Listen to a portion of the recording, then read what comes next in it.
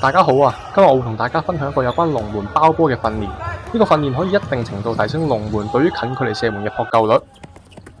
首先，包波要求龍門喺6公尺嘅範圍，盡可能利用身體各個部位封擋對手嘅射門。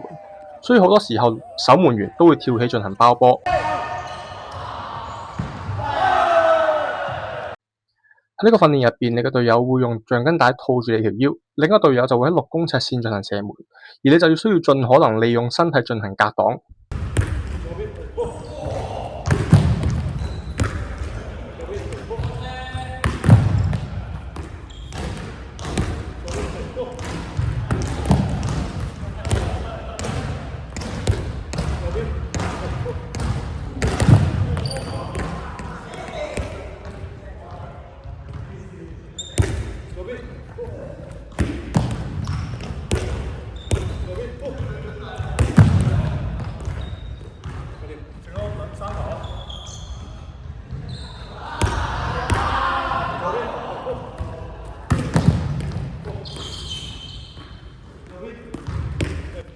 守門員除咗要克服橡筋帶嘅阻力，亦都要克服對射門嘅恐懼，同時亦都需要觀察對手射門嘅位置進行封擋。